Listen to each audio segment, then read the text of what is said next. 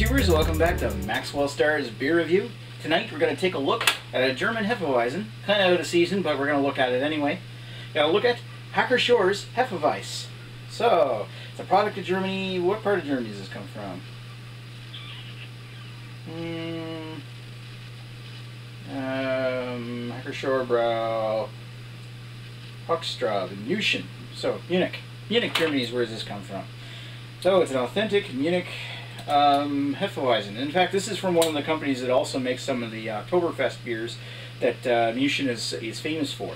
And of course, being a wheat beer, it conforms to the 1516 German purity law, with of course the exceptions for wheat beers, of course, so they can use wheat as an adjunct. It says ingredients: water, malted wheat, malted barley, yeast, and hop. Is that one hop? Like literally, it says hop, like hop. Not one. Not two, but one hop. Maybe I'm fixating on that too much. Alright, so let's pop the top off here. It's got a cool looking Hacker-Pschorr cap on here, whereas it's got the nice white Hacker-Pschorr logo, München. Now, this is an older bottle. I didn't check what the expiry date on this one was. It says 9/11, so it might be expired. But the newer bottles all come with like a Grolsch style swing top cap, which I'm excited to try, and who knows, if this one is actually expired, I'll know from the taste. I've had it before. I might review this again. So, let's give this a try. Do the inverted pour. I actually had one German guy say they don't do this over there. This might be an American thing, so, I mean, it could be. I just think it looks cool.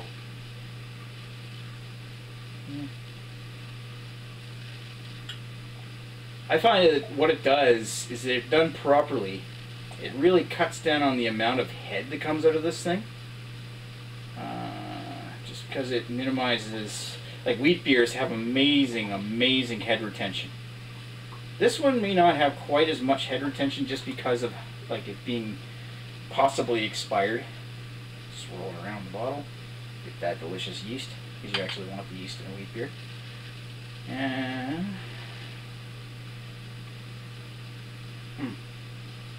so it might have lost something.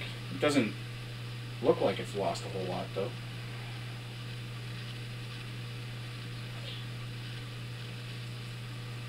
Ooh. Still got that pretty head retention, but I think I'm going to cut it off right there because it's got a lot of head. But, damn, that's a nice looking half. It almost looks like if I were to add a little bit, there's a little bit more head in the bottle. If I were to add more to that, it would spill over the side. So it's not as like light and puffy as like like Polliner or Koenig Ludwig's Hefeweizen is. Like maybe it's not got quite the nice head retention. Again, that might be because it's expired. I'm thinking it's expired, unless it was actually produced on September 11. So who knows? I doubt it. Cloudy, golden, almost brownish appearance. Got some yellowy orange tinges in it, and looking inside it, it's got like a yeast swirl. I'm seeing like a little swirl down the bottom, like one straight line. I had this in my fridge for a while, so chances are it's the yeast probably settled in one spot when I swirled it around and got one big dollop of it going into the bottle. Like there's more yeast coming right out of the bottom. I hope I don't get the yeasty farts after this. Me too. Hey, it'll keep you warm. It is winter. Alright. Okay, so let's give it a sniff. Without getting my nose in it.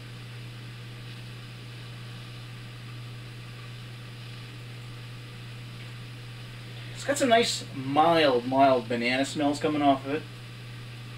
And that weedy smell, but I'll admit, this is, and look, the head's already dying off on it a little. It's, as far as wheat beers go, German wheat beers, this one has got to be one of the blandest, like as far as smells go.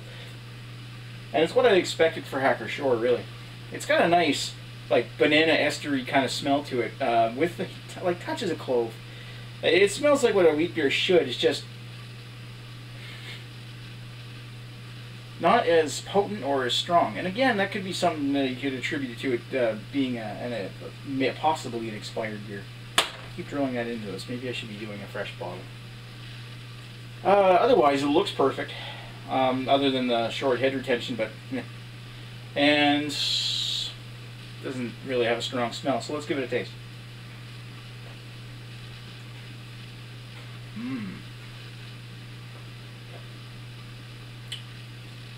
And that's where it makes it up. Nice taste of banana and clove, mixed in with some nice, like, herbal, earthy hop notes. It's also nice and fluffy. That earthy hop note that comes in the back does have a little bit of a lingering hop character that does weigh a little heavy in your throat. But it is nice and easy drinking. That really tastes nice, though. Damn. I mean, since it's bottled with yeast, I can't imagine really something like this going bad too fast. And again, it's only a 5.5% ABV beer.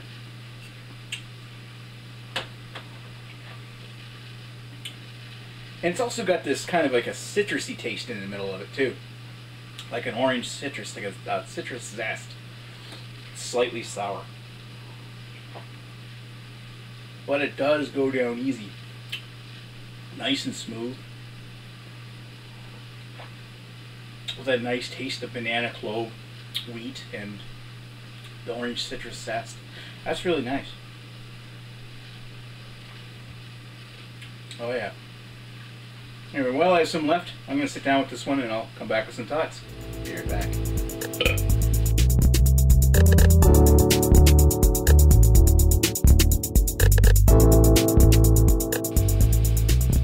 And we're back with Hacker-Pschorr Hefe Weisse.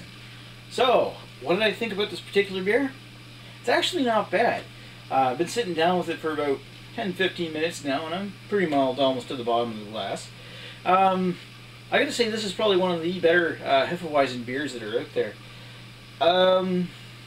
It doesn't really have much in the way of like a smell, which really isn't a huge deal. It makes up more than enough in the taste department because it actually tastes pretty darn good.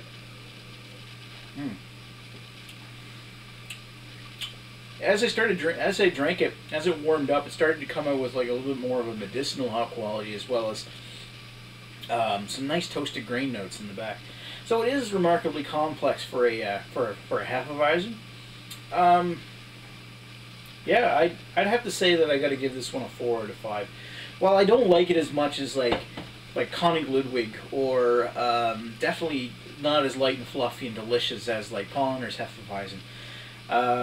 But it's still a pretty darn good Hefeweizen. So honestly, if you can find this particular beer, I would definitely try it. And now I'm interested in trying a fresher bottle to see if maybe even reviewing it, see if there's any major differences. Anyway, thanks for watching Maxwell Starr's beer review. Cheers, and we'll talk to you later. Bye.